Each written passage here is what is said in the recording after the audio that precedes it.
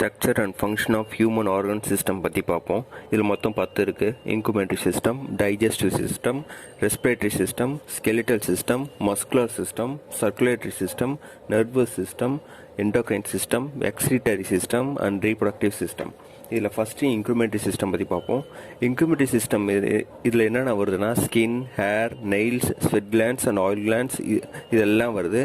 இந்த ஸ்கின் உடம்புல இருக்க ஆர்கன்ஸ்லேயே மனுஷங்க உடம்புல இருக்க ஸ்கின் தான் வந்து ஹெவியஸ்ட் ஆர்கன்றாங்க, கிட்டத்தட்ட 7 kilo weight.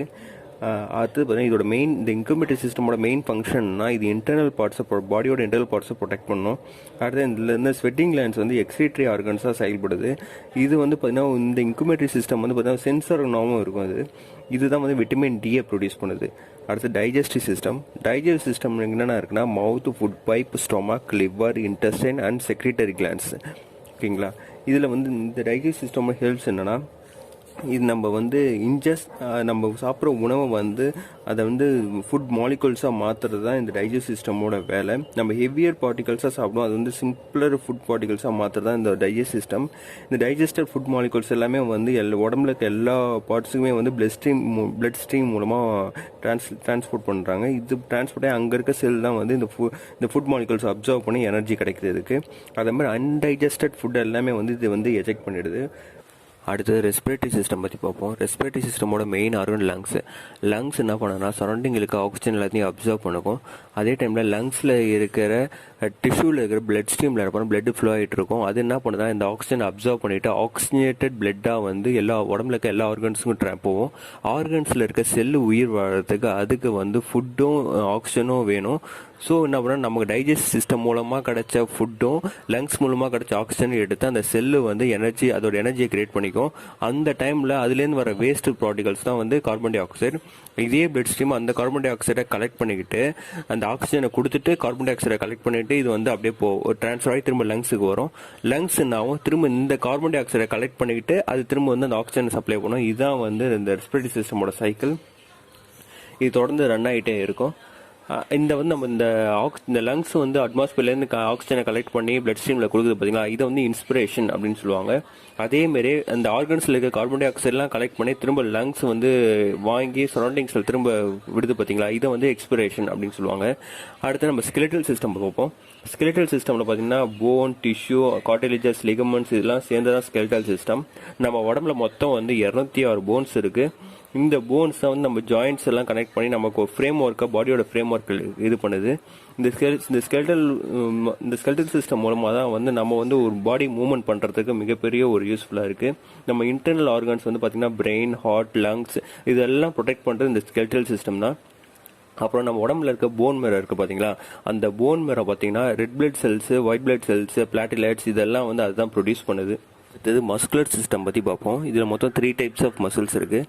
Skeletal muscle, ஸ்டிரியேட்டட் muscle அப்படின்னு சொல்லுவாங்க. அப்புறம் ஸ்மூத் மசில், நான் ஸ்டிரியேட்டட் மசில்ஸ். அப்போ வந்து தேர்டாக வந்து கார்டியாக் மசில். இப்போ பார்த்தீங்கன்னா இந்த ஸ்கெலிட்டல் மசில்ஸ் எல்லாம் போனோட அட்டாச் ஆகிருக்கும். இந்த ஸ்மூத் மசில்ஸ் எல்லாம் என்ன பார்த்தீங்கன்னா பாடியோட இந்த பாடி வெசல்ஸ், அப்புறம் ஹாலோ ஆர்கன்ஸ்லாம் இருக்குது பார்த்தீங்களா, அதில் இன்னரில் ஒரு லைனிங் மாரி ஃபார்ம் ஆகிருக்கும். ஸ்டொமக், அப்போ இன்டெஸ்டைன் இது எல்லாத்துலையும் இன்னர் லேயரில் ஃபார்ம் ஆகிருக்குது. இந்த ஸ்மூத் மசில்ஸ் ஃபார்ம் ஆகிருக்கும். அடுத்து கார்டியாக் மசில்ஸ். அனிமல்ஸில் இந்த ஹியூமனில் பார்த்தீங்கன்னா ஹியூமன் ஹார்ட் தான் வந்து ஒரே அந்த கார்டியாக் மசில்னால ஃபார்ம் ஆனது. அடுத்த ஃபங்க்ஷன் ஆஃப் மஸ்குலர் சிஸ்டம் பற்றி பார்ப்போம்.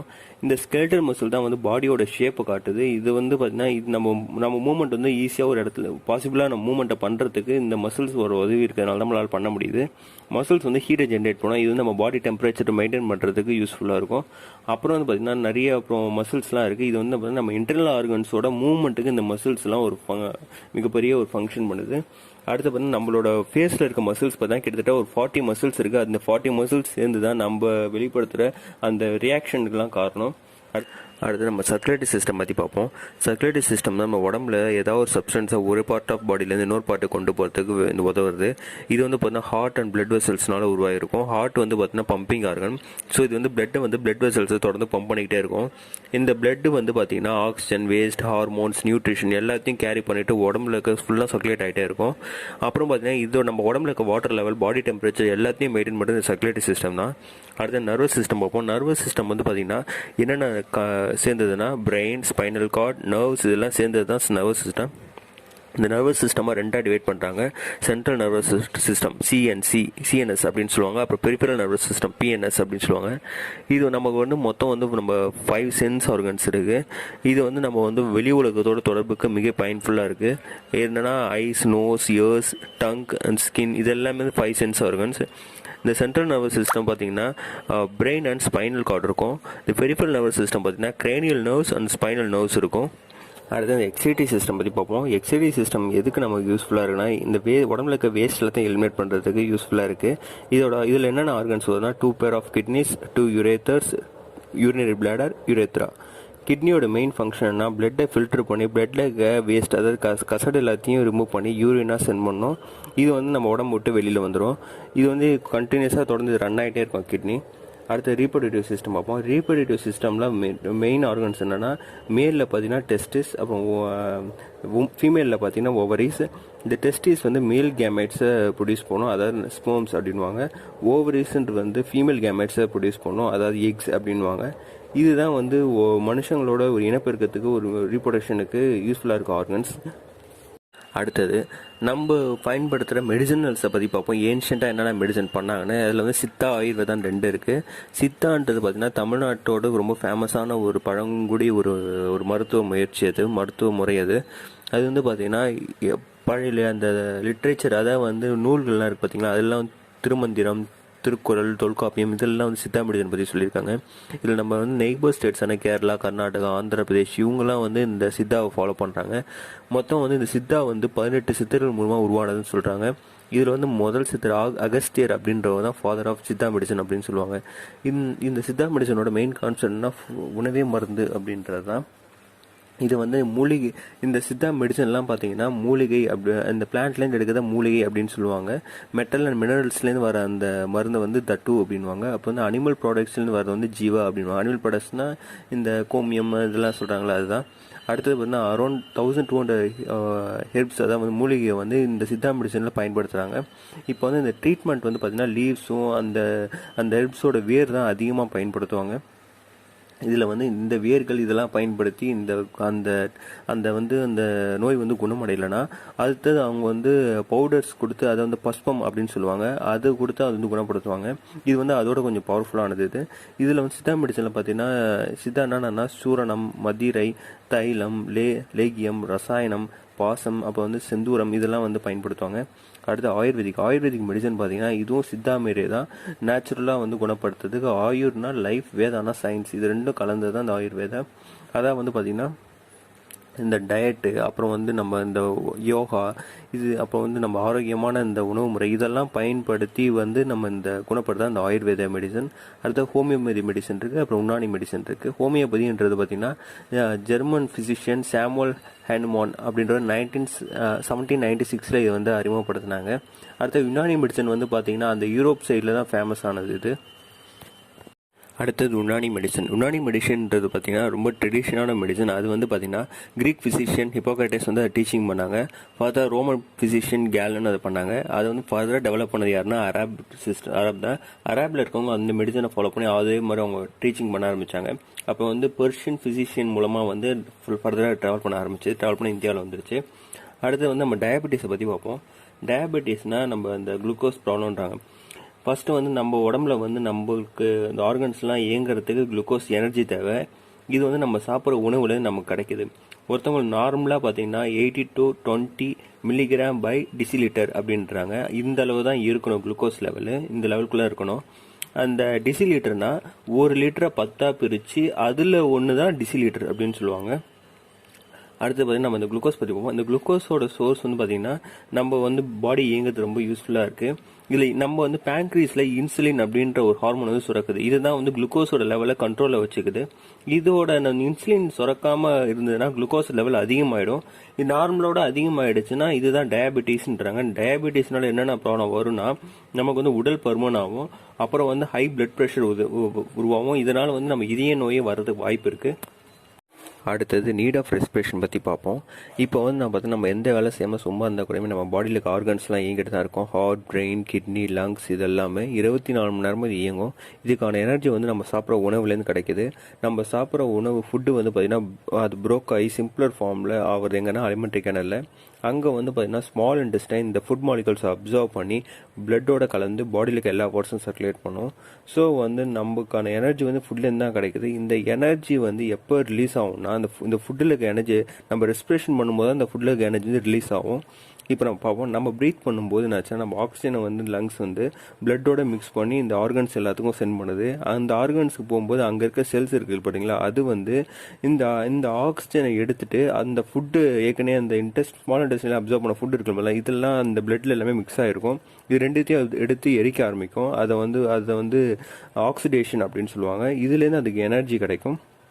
இந்த எனர்ஜி கிடைக்கும் போது இதுலேருந்து வர வேஸ்ட்டு தான் water and carbon di oxide. இந்த வாட்டர் பார்த்தீங்கன்னா யூரினா நம்ம பிளட்லேருந்து ஃபில்டர் ஆகி யூரினா போய்டும். இந்த கார்பன் டை ஆக்சைடு நம்ம திரும்ப வந்து அந்த பிளட் வந்து லங்ஸ் போகும்போது அந்த எக்ஸ்பிரேஷனில் வந்து லங்ஸ் மூலமாக கார்பன் டை ஆக்சைடு வெளில வந்துடும். ஸோ இதான் நடக்குது. இதுதான் செல்லுலர் ரெஸ்பிரேஷன் அப்படின்னு சொல்கிறது. இதில் நம்ம ரெஸ்பிரேஷனில் 2 டைப்ஸ் ஆஃப் ரெஸ்பிரேஷன் இருக்குது, aerobic respiration and anaerobic respiration. Aerobic ரெஸ்பிரேஷனா இப்போ நார்மலாக வந்து ஒரு லிவிங் ஆர்கானிசம் தனக்கான எனர்ஜியை கிரியேட் பண்ணுறதுக்கு ஆக்சிஜனை வந்து ஃபுட்டில் அந்த ஃபுட்டு ஆக்சிஜனை பேர்ன் பண்ணும்போது நமக்கு வந்து அதுலேருந்து எனர்ஜி கிடைக்கும். ஸோ வந்து இதை வந்து ஆக்சிஜனை யூஸ் பண்ணி ரெஸ்பிரேஷன் பண்ணி எனர்ஜி கெயின் பண்ணுறது ஏரோபிக் ரெஸ்பிரேஷன் அப்படின்னு சொல்லுவாங்க. அன்ஏரோபிக் ரெஸ்பிரேஷனா ஆர்கானிசம்ஸ் வந்து பார்த்தீங்கன்னா ஆக்சிஜன் இல்லாமலே தனக்கான எனர்ஜியை கிரியேட் பண்ணும் ரெஸ்பிரேஷன் மூலமாக. இது வந்து அன்ஏரோபிக் ரெஸ்பிரேஷன் அப்படின்னு சொல்லுவாங்க. அடுத்தது பாக்டீரியா ஃபங்கைலாம் வந்து பார்த்தீங்கன்னா அன்ஏரோபிக் ரெஸ்பிரேஷனா இதனால தான் வந்து இது சுகரை வந்து ஆல்கஹாலாக கன்வெர்ட் ஆகுது. இப்போ நம்ம ஹியூமன் ரெஸ்பிரேட்டரி சிஸ்டம் பற்றி டீப்பாக பார்ப்போம். நம்ம நோஸ் மூலமாக நம்ம ரெஸ்பிரேஷன் பண்ணுறோம். இது வந்து அந்த நம்ம அதில் வந்து 2 ஹோல்ஸ் இருக்குது, அது வந்து நாஸ்ட்ரில்ஸ் அப்படின்றாங்க. இந்த நாஸ்ட்ரில்ஸ் வந்து நாசல் கேவிட்டியோட கனெக்ட் ஆகிருக்கு. நாசல் கேவிட்டி வந்து ஃபர்தராக ட்ரக்கியோட கனெக்ட் ஆகிருக்கு. ட்ரக்கியாவை வின் பைப் அப்படின்னு சொல்லுவாங்க. ட்ரக்கியாவில் 2 பிரான்ச்சஸாக வந்து எண்டில் வந்து 2 பிரான்ச்சஸாக பிரியும். அது வந்து பிரான்ச்சி அப்படின்வாங்க. சிங்குலராக சொல்லணும்னா பிரான்ச்சஸ் அப்படின்னு சொல்லுவாங்க. ஒவ்வொரு பிரான்ச்சஸ்லையும் பார்த்தீங்கன்னா அது வந்து லங்ஸில் டிவைட் ஆகி போய் ஸ்மால் டியூப்லைக் ஸ்ட்ரக்சராக ஃபார்ம் ஆயிருக்கும். அது வந்து பிரான்ச்சியோலிஸ் அப்படின்னு சொல்லுவாங்க. இந்த பிரான்ச்சியோலிஸில் எண்டில் பார்த்தீங்கன்னா ஒரு ஏர் சாக் ஸ்ட்ரக்சர் இருக்கும். அது வந்து ஒரு பை மாதிரி அமைப்பு இருக்கும். அது வந்து அல்வியோலி அப்படின்வாங்க. சிங்குலராக சொல்லணும்னா அல்வியோலஸ். இந்த அல்வியோலியோல வால்ஸில் பார்த்தீங்கன்னா இந்த பிளட் வெசல்ஸால் ஃபுல்லாக சப்ளை ஆகிருக்கும். பிளட் வெசல்ஸ்னால் நம்ம வந்து இந்த கேப்லரி, அதான் கேப்லரி மூலமாக தான் பிளட் ஹியூமன் பாடியில் இருக்க ஆர்கன்ஸ்க்கு எல்லாத்துக்குமே பிளட் சர்க்குலேஷன் நடக்குது. ஒரு பிளட்டை ட்ரான்ஸ்ஃபர் பண்ணுற ஒரு சிஸ்டம் அது. இப்போ வந்து பார்த்தா அந்த அல்வியோலியில் இருக்க அந்த நம்ம இன்ஹலேஷன் பண்ணும்போது வர ஆக்சிஜன் பார்த்தீங்கன்னா இந்த அல்வியோலிலேருந்து இந்த கேப்லரிக்கு ட்ரான்ஸ்ஃபர் ஆகி பிளட்டு வந்து ஆக்சிஜனோட மிக்ஸ் ஆகி அப்படி ட்ரான்ஸ்ஃபர் ஆகும் எல்லா ஆர்கன்ஸுக்கும். அதேமாரி ஆர்கன்ஸ்லேருந்து வர கார்பன் டை ஆக்சைடும் இதேமாரி இந்த அல்வியோலிஸில் வந்து அதை வந்து கார்பன் டை ஆக்சைடு ரிலீஸ் பண்ணிவிட்டு ஆக்சிஜன் அப்ளை எடுத்துகிட்டு போவோம். இதான் வந்து அல்வியோலியோட ஃபங்க்ஷனாக இருக்குது. இப்போ நம்ம ப்ரீத்திங் பற்றி பார்ப்போம். ப்ரீத்திங்கில் நம்ம இன்ஹலேஷன் அண்ட் எக்ஸலேஷன் பண்ணுறோம். இது வந்து கண்டினியூஸ் ப்ராசஸ். நம்ம லைஃப் டைம் ஃபுல்லாக வந்து நம்ம வாழ்கிற வரைக்கும் ப்ரீத்திங் பண்ணிகிட்டே இருப்போம். ஒரு நிமிஷம் கூட இது வந்து தடப்படாத விஷயம். இது நம்ம ப்ரீத்திங் பண்ணும்போது நம்ம லங்ஸ் வந்து ஒரு டயாஃப்ராம் மாதிரி, அதாவது வந்து ஒரு பை மாதிரி வீங்கி வீங்கி சுரியும். அது நம்ம இன்ஹலேஷன் பண்ணும்போது இந்த பை வந்து அப்படி கீழே இறங்கும், அந்த டயாஃப்ராம் வந்து கீழே இறங்கும். அப்போ வந்து நம்ம ரிப்ஸோட நம்ம மார்பிள்களில் ரிப்ஸ் இருக்குது பார்த்தீங்களா, ஜஸ்ட் ரிப்ஸு. இந்த ரிப்ஸ்லாம் நம்ம ஏற்கனவே பார்த்துருக்கோம் மசில்ஸோட அட்டாச் ஆகிருக்கும் அப்படின்ட்டு. இந்த ரிப்ஸ்ன்னு ஆகும், அப்படியே எக்ஸ்பேண்ட் ஆகும் கொஞ்சம் மசில்ஸோட சேர்ந்து. நம்ம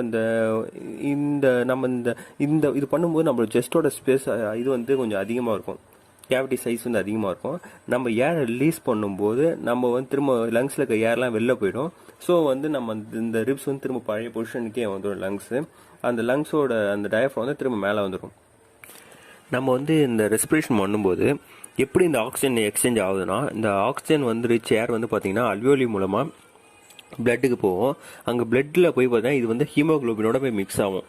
அதுக்குமா வந்து ஆக்சி ஹீமோக்ளோபினா அந்த பிளட்டுக்கு மாறிடும். அது வந்து செல்லுக்கு எடுத்துகிட்டு போய் பாடியில் இருக்க எல்லா செல்லுக்கு எடுத்துகிட்டு போய் வந்து கொடுக்கும். ஸோ வந்து இந்த ஆக்சிஜனை எடுத்து அந்த ஃபுட்டை பேர்ன் பண்ணி அந்த செல்ஸ் வந்து ஆக்சிடேஷன் பண்ணி தனக்கான எனர்ஜியை கிரியேட் பண்ணிக்கிட்டு அதுலேருந்து வர கழிவுல கார்பன் டை ஆக்சைடை ரிலீஸ் பண்ணும். இந்த கார்பன் டை ஆக்சைடை அப்சர்வ் பண்ணிவிட்டு பிளட்டு திரும்ப வந்து லங்ஸுக்கு வந்து இந்த கார்பன் டை ஆக்சைடை வந்து திரும்ப நம்ம எக்ஸலேஷன் மூலமாக நம்ம வெளில சரௌண்டிங்கில் ரிலீஸ் பண்ணிடுவோம். அடுத்து ரெஸ்பிரேஷன் அனிமல்ஸில் பார்ப்போம். எப்படி ஹியூமன் பீங்ஸ் ரெஸ்பிரேஷன் பண்ணுறாங்களோ அதேமாதிரி தான் எல்லா உயிரினங்களும் ரெஸ்பிரேஷன் பண்ணோம். அந்த ரெஸ்பிரேஷன் பண்ணால் தான் அதுக்கான எனர்ஜி வந்து ஃபுட்லேருந்து அது கிடைக்கும். ஸோ வந்து பார்த்தீங்கன்னா யூனிசெல்லர் அப்போ வந்து ஸ்மால் மல்டிசெல்லர் அனிமல்ஸ்லாம் பார்த்தீங்கன்னா தன்னோட ஆக்சிஜன் வந்து தன்னோட சரௌண்டிங்ஸ் ஏர்லேருந்தோ இல்லை வாட்டர்லேருந்தோ வந்து அப்சர்வ் பண்ணிட்டு கார்பன் டை ஆக்சைடு ரிலீஸ் பண்ணுது. எக்ஸாம்பிள் இப்போ அமீபா, பெர்மோஷியம் இதுதான். அடுத்த க்ரீச்சர்ஸ் பார்த்தீங்கன்னா எர்த்வார்ம், லீச்னா அட்டைப்பூச்சி. இதெல்லாம் பார்த்தீங்கன்னா அப்படின்னா தன்னோட ஸ்கின் மூலமாக ரெஸ்பிரேஷன் பண்ணுது. அதோட ஸ்கின் மாய்ஸ்டாகவும் ஸ்லைமியாகவும் இருக்கும். அடுத்தது இன்செக்ட்ஸ் பார்த்தீங்கன்னா இன்செக்டில் அதோட முதுகு பகுதியில் நிறைய ஸ்மால் ஓப்பனிங்ஸ் இருக்கும். அது வந்து ஸ்பிராக்கிள்ஸ் அப்படின்வாங்க. இந்த ஸ்பிராக்கிள்ஸ் வந்து பார்த்தீங்கன்னா ஒரு டியூப் லைக் ஸ்ட்ரக்சராக போயிட்டு ட்ரக்கியாவோட கனெக்டாக இருக்கும். இதன் மூலமாக அதோட அந்த அந்த ரெஸ்பிரேஷன் கேஸஸை இதால் வந்து ட்ரான்ஸ்ஃபர் பண்ண முடியும். அடுத்தது ஃபிஷ் பார்த்தீங்கன்னா அதுக்கு கில்ஸ் இருக்குது. கில்ஸ் மூலமாக வந்து வாட்டருக்கு ஆக்சிஜனை அப்சர்வ் பண்ண முடியும் அதால். அடுத்த அனிமல்ஸில் பார்த்தீங்கன்னா ரெப்டைல்ஸ், பேர்ட்ஸ், மேமல்ஸ் இதெல்லாம் பார்த்தீங்கன்னா லங்ஸ் மூலமாக சுவாசிக்குது. அப்புறம் ஃப்ராக் பார்த்தீங்கன்னா தன்னோட ஸ்கின் மூலமாகவும் ரெஸ்பிரேஷன் பண்ணும், அப்புறம் லங்ஸ் மூலமாகவும் ரெஸ்பிரேஷன் பண்ணும். அடுத்தது ரெஸ்பிரேஷன் பிளான்ஸில் பார்த்தீங்கன்னா பிளான்ஸ்லாம் பார்த்தீங்கன்னா அதோட இலைகளில் டைனி போரஸ் ஹோல்ஸ் இருக்குது. அது வந்து ஸ்டொமேட்டா அப்படின்வாங்க. அந்த ஸ்டொமேட்டா மூலமாக தான் வந்து இந்த கார்பன் டை ஆக்சைடு, இந்த ஆக்சிஜன் இதெல்லாம் வந்து எக்ஸ்சேஞ்ச் பண்ணுது பிளான்ட்டு. அதேமாரி ஸ்டெம்முலையும் பார்த்தீங்கன்னா மைன்யூட்டான ஓப்பனிங்ஸ் இருக்கும் சர்ஃபேஸில். இதன் மூலமாக வந்து இந்த ரெஸ்பிரேஷன் கேஸஸ் வந்து இது எக்ஸ்சேஞ்ச் பண்ணிக்குது. ரூட்லேயும் பார்த்தீங்கன்னா இண்டிபெண்ட்டாக வந்து அது வந்து ரூட் ரெஸ்பிரேஷன் பண்ணிக்கும். ஸோ வந்து பிளான்ஸில் பார்த்தீங்கன்னா ரூட், ஸ்டெம், லீஃப் இதை மாதிரி வந்து எல்லாமே வந்து இண்டிபெண்ட்டாக வந்து ரெஸ்பிரேஷன் பண்ண முடியும். அக்வாட்டிக் பிளான்ட்ஸ், அதாவது தண்ணியில் இருக்க பிளான்ட்ஸ்லையும் பார்த்தீங்கன்னா அதில் வாட்டரில் இருக்க ஆக்சிஜன் இதுமாரி அந்த ரெஸ்பிரேஷன் கேஸஸ் வந்து அதாவது லீவ்ஸ், ரூட்ஸ் அண்ட் ஸ்டெம் மூலமாக இண்டிபெண்ட்டாக வந்து அப்சர்வ் பண்ணிக்கும். ஸோ வந்து நம்ம இப்போ ஃபோட்டோசிந்தசிஸ் பற்றி பார்ப்போம். நார்மலாக வந்து பிளான்ட்டில் வந்து ஃபோட்டோசிந்தசிஸ் அது டே டைமில் சூரிய வெளிச்சம் இருந்தால் தான் ஃபோட்டோசிந்தசிஸ் பண்ண முடியும். ஃபோட்டோசிந்தசிஸ்னால் நம்ம சூரிய வெளிச்சம் இருக்கும்போது அந்த இலையில இருக்க ஸ்டொமேட்டோ வழியாக வந்து கார்பன் டை ஆக்சைடை அப்சர்வ் பண்ணி அப்புறம் வந்து ஆக்சிஜனை ரிலீஸ் பண்ணும். இது வந்து டே டைமில். சப்போஸ் டே டைமில் அந்த சன்லைட் இல்லட்டினா இது வந்து ரிவர்ஸாக நடக்கும். அது வந்து ஆக்சிஜன் அப்ளை பண்ணிவிட்டு கார்பன் டை ஆக்சைடை அந்த ஸ்டொமேட்டோ வழியாக ரிலீஸ் பண்ணும். ஓகேங்க, ரெஸ்பிரேஷன் சிஸ்டம் இதோட முடிஞ்சிருச்சு. அடுத்த நியூ டாப்பிக்கில் உங்களை பார்க்குறேன். பாய்.